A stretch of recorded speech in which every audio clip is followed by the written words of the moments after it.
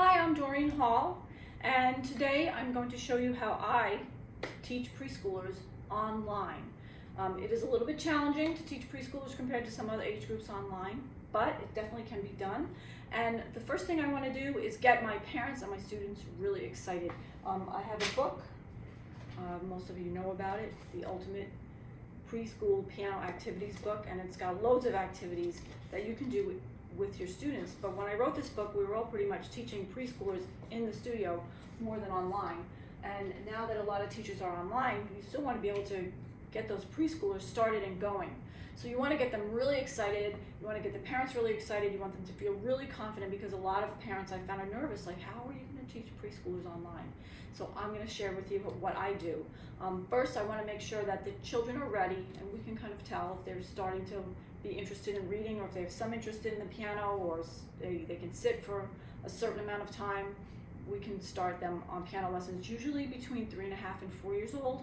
And up to like 6 or 7, I do preschool activities. I even do some of these activities with older kids, just because, so they can have a break and to do something different. So I do have that as well. It's also imperative in my studio that a parent or an older sibling or somebody is available to facilitate the lesson with a preschooler. They're not going to be able to just log on and do it all by themselves. They definitely need help. I try to present this as a fun time for the family, a chance for the parents to learn a little bit of piano if they have never played before, or to refresh their skills if they have played before. I'm very blessed in my studio. I have a few parents who actually play a little bit, and it's really helpful to their kids. But I want to make sure that they know for at least the first 6 months to a year there's going to be somebody at that lesson. The other thing that I like to highlight is that I don't always take my preschoolers for a full 30-minute lesson.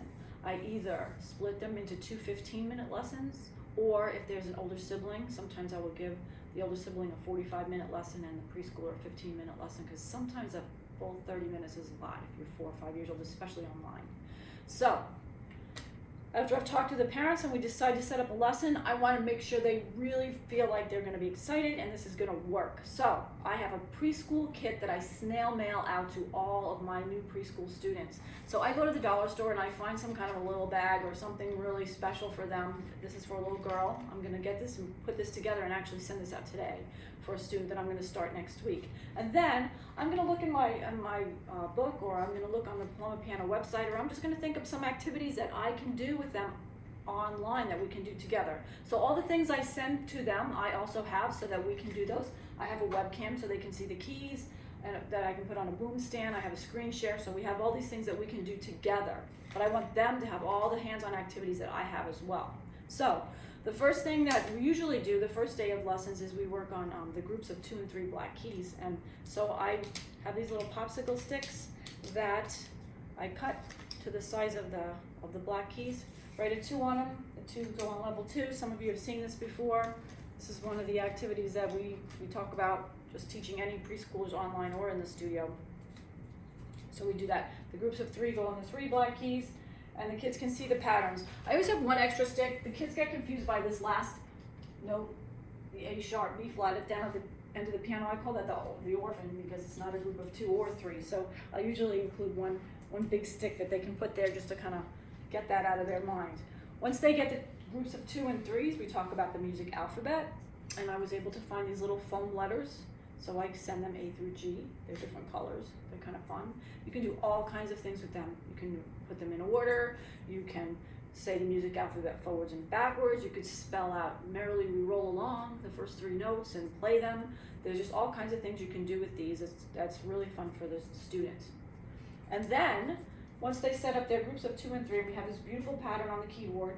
I'll have them just find 1, 2, and the C's, and put all these sticks say C on it. They'll put a C on every C.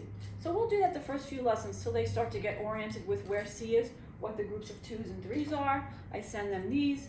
Then we start to work on the other letters on the keyboard, and we might take our foam letters and put them on there, or if we have some little plastic animals that we can send, a dinosaur goes on the D, we can send those, just depending on what I have and what I can find. Sometimes I can find gloves with numbers on them, but otherwise we just kind of do, matching finger activities. So we can do those too. One of the mainstays of my online stuff is these glass aquarium beads. They're super cheap. You can buy tons of them at the dollar store. They're really pretty. They come in all different colors, and there's just millions of activities, not millions, dozens of activities you can do with these. You can use them to find notes and keys.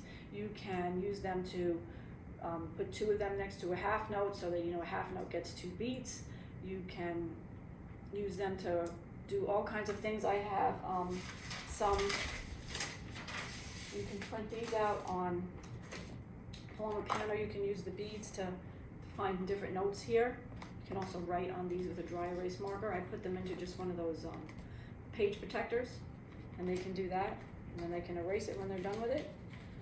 I like to send them the marker, and these are too. You can print these out on the website. So that's something that we have. Let's see, what else? Okay, I like to use chopsticks.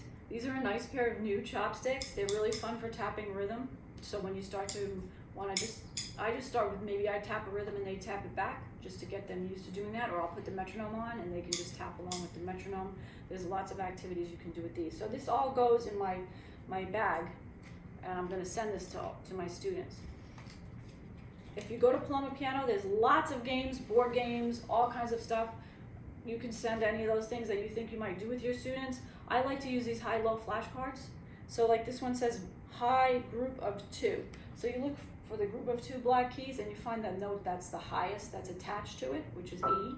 And they can either name the note, or they can put a glass bead there, or they can put a foam letter there, or if you print out the activity, it comes with these little star markers, they can put that there.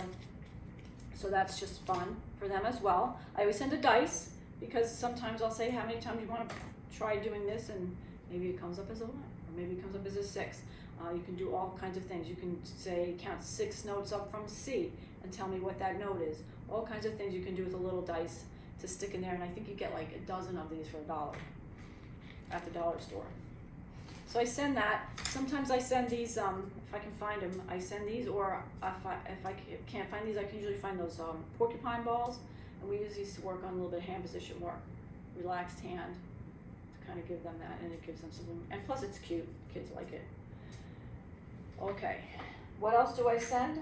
I send these coloring pages that I print out from my website. They're just fun. I had an artist in India do them for me, and the kids can color them. It doesn't cost anything extra to send them, and it's fun, it's kind of exciting. So they get some piano coloring pages.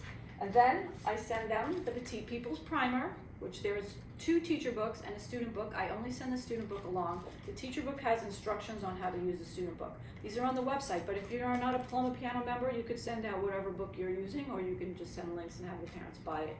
Piano Piano members can actually sell these books to their students, or charge a materials fee, so that if you're a Piano teacher, you can make some extra money for your studio by using our materials. I have a little bookmaker, since I make so many books. It's really easy to do, or you can email the file to the parent and they can print it out, and alternatively you can just print it out yourself and punch holes and pop it into a binder. And then this year I published this, my favorite piano book, and this has a lot of 5-finger pieces. We don't focus on rhythm. I kind of play it for them, and they have a chance to kind of just follow the numbers. It's a little John Thompson style book. Sometimes pre-reading kids need to do that. So with preschoolers, I'm not working right away on note reading. I'm working on learning fingering, learning where the keys are, having a nice technique and position. I talk to the parents about getting an adjustable bench if they need it, or if you look on the website, you can use those foam blocks sometimes to sit the kids up a little bit higher, which is helpful while they're playing. I want them to be able to get on and off the bench, because I think it's confining for preschoolers to sit on the bench for a really long time. We talk a lot about doing lots of listening. A lot of times mid-lesson we'll stop and watch a video, which is really easy to do right now on a screen share if you're online. So I get all these resources together, and then if I go to the post office, I can get one of these envelopes from the United States Parcel Service, and I can scan it in, and I can actually just have the postman pick it up in my house. I don't have to go anywhere. And I think for a flat fee of around $8 to $10, you can send it anywhere in the U.S. So all these things will go in, and I'll put together my little pack.